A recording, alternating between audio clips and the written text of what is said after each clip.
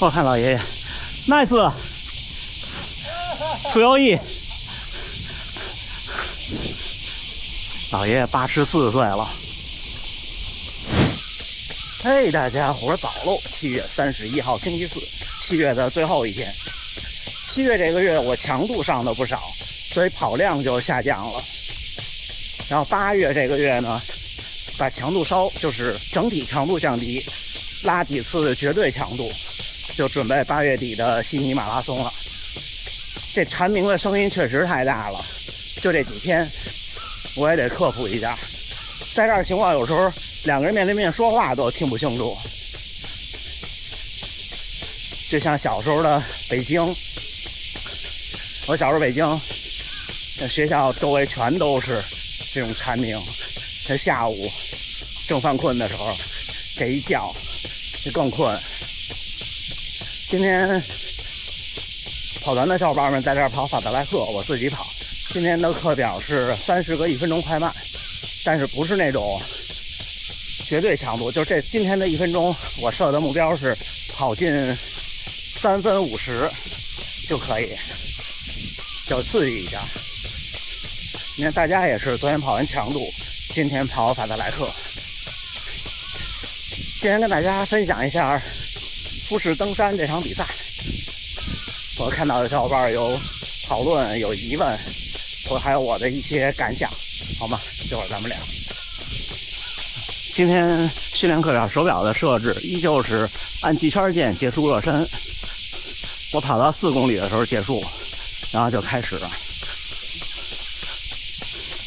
我又发现一个高驰可以继续向佳明这边借鉴的一个功能，就是设定课表的时候有一选项跳过最后一个恢复。什么意思呢？就是比方说我定10个1000米，然后中间休息2分钟，这10个我肯定是放在一个重复的循环里的，然后最后一个1000米跑完就没有那2分钟了。哎，我觉得这也挺好的，是个开关，可以选开也可以选不开，默认是开的。但这场比赛其实我自始终忽略了一个点，就是它是一个有海拔的比赛。起跑的地方是700多米海拔，5合目是2300米大约，也就是说5合目的爬升是1500，山顶的爬升是3000几，但是整体的海拔还要再往上加大概1000，差不多就是这样的。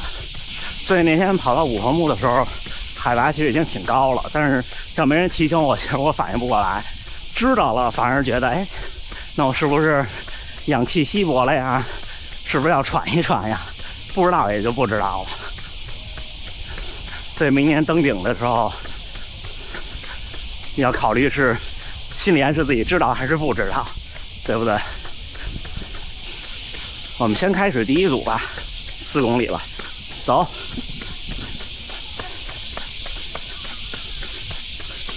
热身了20分14秒，4公里多一点点。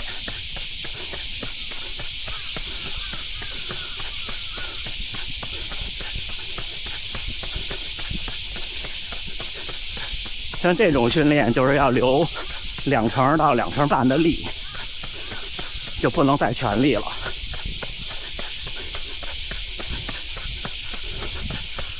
像昨天那种冲绝对强度的训练，就我给大家的建议是到最后顶到全力，就第一组不要全力，最后一组要全力。但是顶到全力的代价是今天就会比较累，就今天韧带筋膜会有反应。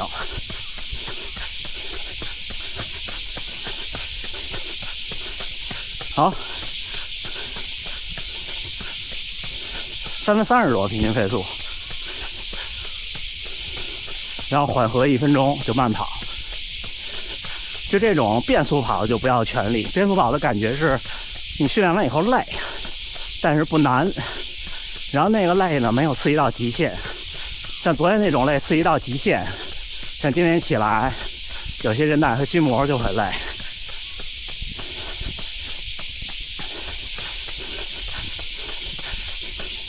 那个前10几公里的爬坡，我刚开始在节目里说5%、6%的时候，其实我后来看了一下，那个时候只有3%，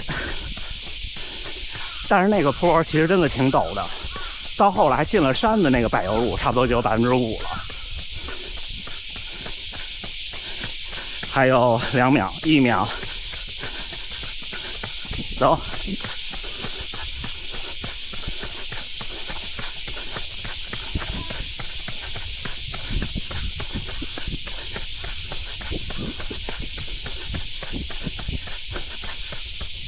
所以坡对跑步影响其实挺大的。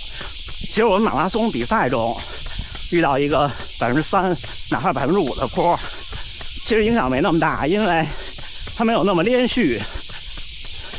你最长的坡也就是一个立交桥。为什么函馆那种或者神户以前的赛道比较难？是因为它那是坡太长了，连着上好长。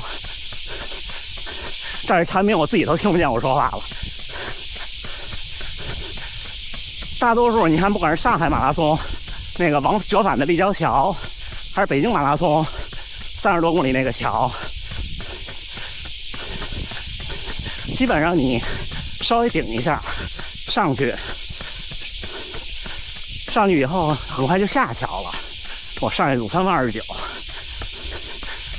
然后你就缓过来了。就说函馆那个为什么难？其实它上坡的过程也不算特别长，跟神户比，但是呢，它不是上来以后马上紧接着下坡，它上来以后是平路，你就觉得不行了。这上坡的感受，咱们待会儿再说啊。我缓2组，这个快速跑再加上说话，确实有点累。还有不到20秒就下一组了。还有35秒，最后一组。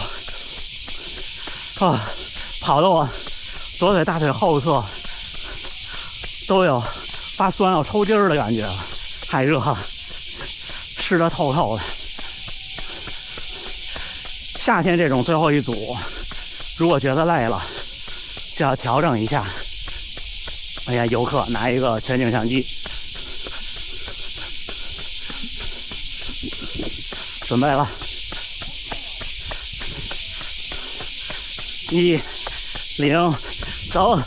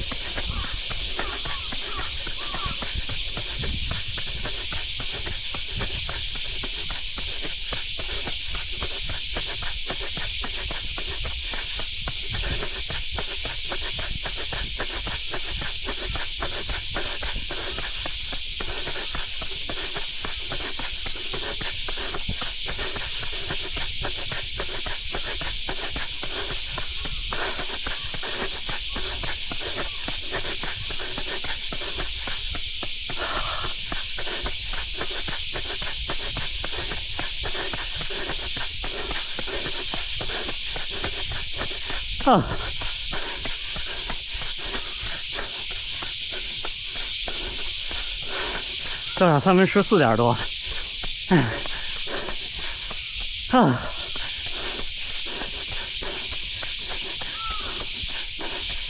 佳明的语音播报，至少在这种设定好课表的时候，它耳机里的报时就上一个分段用时也是4舍5入的。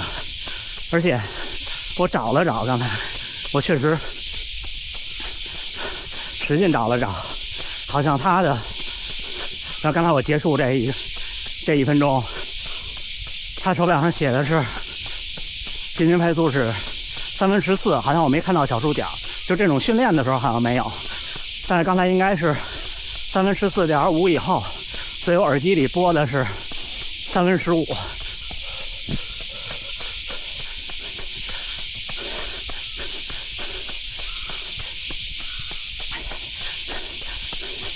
就这么跑，包括马拉松的那种，其实和爬坡富士山那个确实是完全不一样。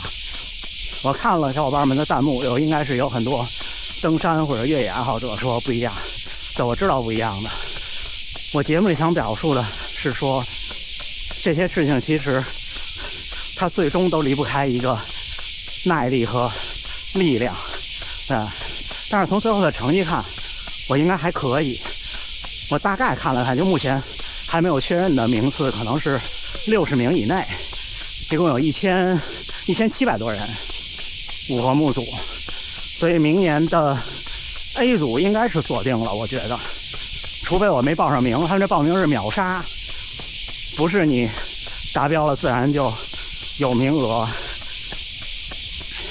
他是最近3年达标的人，或者是登过顶的人都可以报名。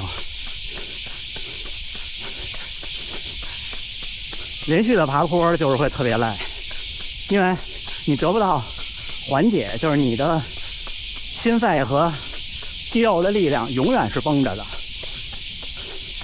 这就像说，就像我们骑自行车，你总有一只脚不那么累，但是这不行，这感觉就是你2个脚都同时在蹬，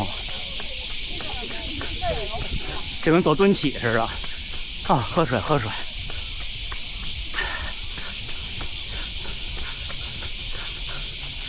我看老爷爷 ，nice， 楚优异，老爷爷84岁了，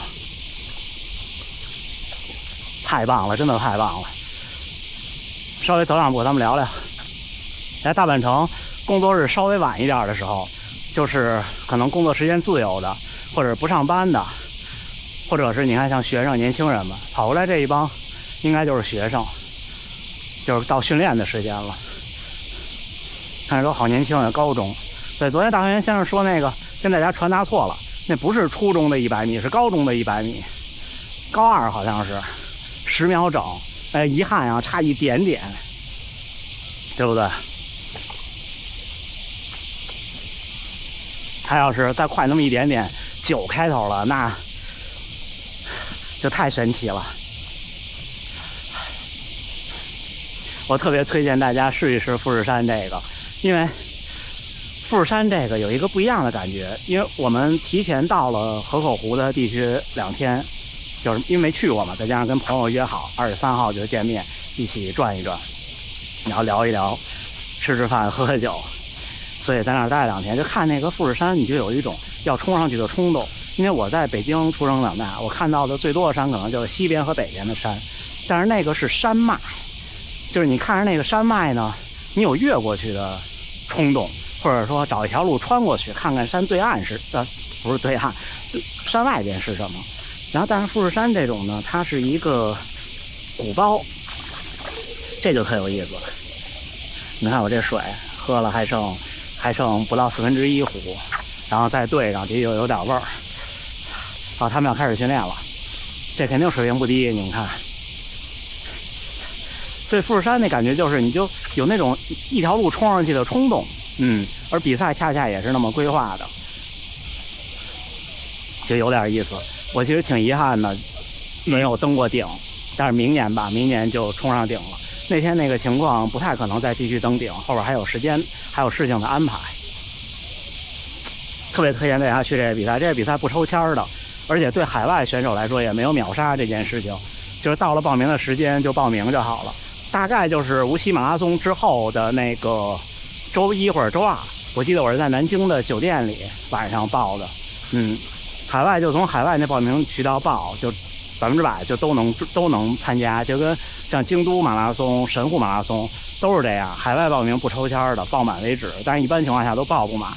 神户马拉松海外还在报名中，一直到8月份，所以有兴趣的可以试试。今年神户第30周年。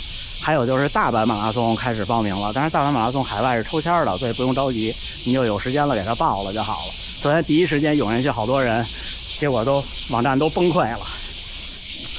如果大家来，给大家个建议，我还是觉得，如果是其实就算上登顶，很多时候也是爬坡的跑动能力是拉开差距的关键，或者追回成绩的关键。因为前面那11公里那个坡度往上跑，我看到就我水平周围的这些人都有好多走路的，就走一走跑一跑，因为他不能持续那样输出。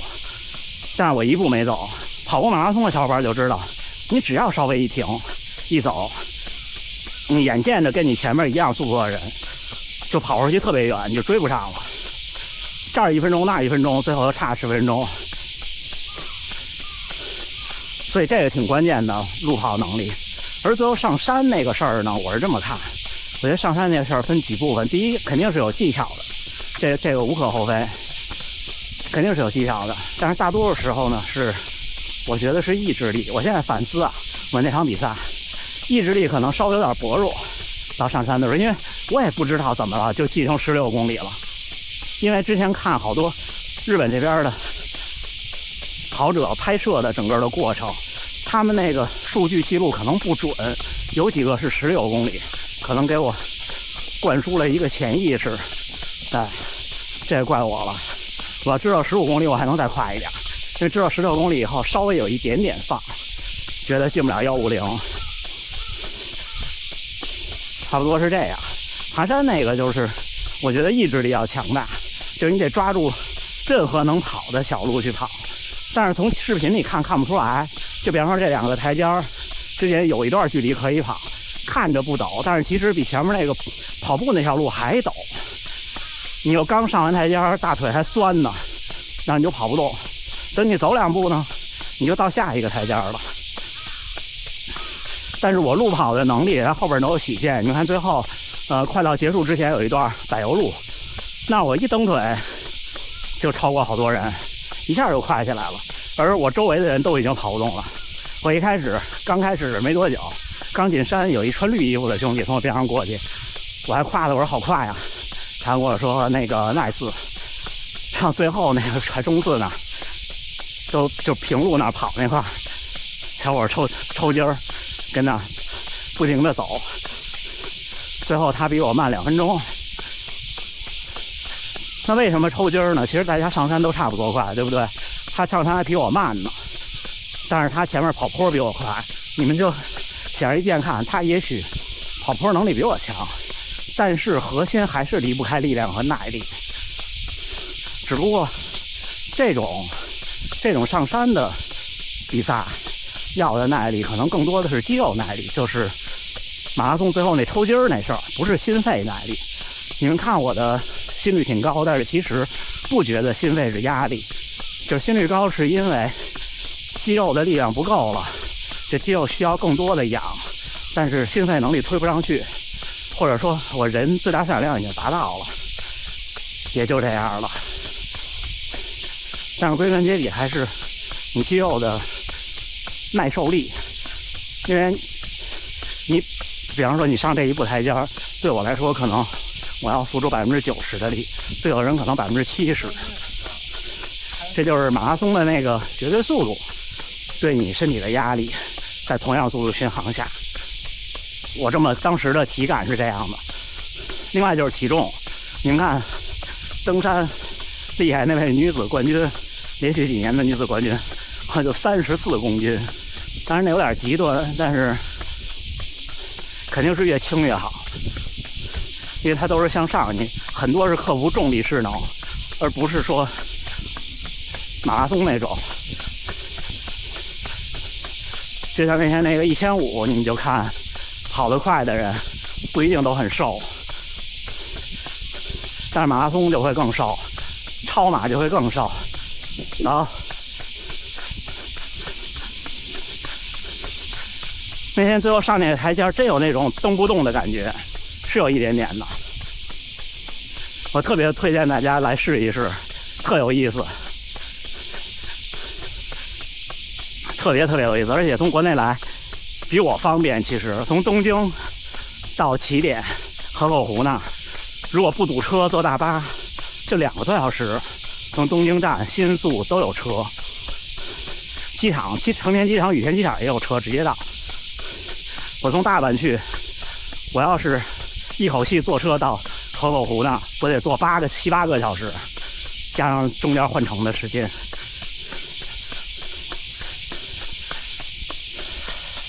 明年登顶，我看了看登顶后边的那些人拍的，就是从5合目开始到上面，更多就是火山岩那种地表。个人感觉要比那个泥泞的丛林可能还稍微的好一些，但是会更陡。那天到山里的时候，基本上就是10%以上了。这也让我对跑坡有了新的认识。那现在我在跑个坡，不觉得有什么，因为觉得没有几步就该下坡了，这个特别关键。行吧，今天这30个1分钟快慢也很成功，回家。哎，小伙伴们，7月31号星期四，今天是7月的最后一天，跑了25公里。这个月就像今天开头说的，加了强度，但是呢跑量就下降了，再加上有比赛，对。但是加强度其实还是对的，就这个月我一般每年的7月和8月都是这样。7月的时候整体的强度会比较大，会多跑，有点强度的训练，这样的话距离自然就下降。这月加上今天跑完应该正好400，比平常要少100到150左右，但是呢我一般到了8月我会降强度加距离。但是今年的8月有点区别，今年的8月31号是悉尼马拉松，这是我应该人生中第一次8月有比赛，因为8月的比赛一般都很少，要不然就南半球，要不然就是很北边的地方。今天是30个1分钟快慢，今天30个1分钟快慢，热身4公里，然后最后又冷身了，可能得有5、6公里的样子，我记不住了。最后一个1分钟是比较快的，平均配速跑到了，我看看啊，好像是3分14秒多，3分14秒多的样子，是比以前进步了。我记得以前夏天跑这30个1分钟快慢，基本上可能3分35、3分40就挺累的了。你看我最后一个1分钟跑了310米，还可以。我印象中以前在北京也是跑这种课，1分钟我270、80米就是极限了。所以今天感觉一抬腿有那种，就这半年的场地赛给我带来的感受，还有这次爬坡给我带来的感受，就是我感觉我有点找到那种一步是一步的那个感觉。就跟我们说游泳别瞎扑腾，我以前这高步频其实就是瞎扑腾，虽然看到数据步频还是依旧的高，但是有一点点感觉不一样了。加油吧，到秋天就又有场地赛了。然后大家关注一下富士登山竞走，就是富士登山跑这个比赛，有官网，有英文，有日文，英文版直接就有各种的信息，报名信息等等，特别有意思，非常推荐大家来。那这么着，最后还是祝大家能努力生活，健康平安。来大阪马拉松的小伙伴别忘了去报名，咱们下回再见。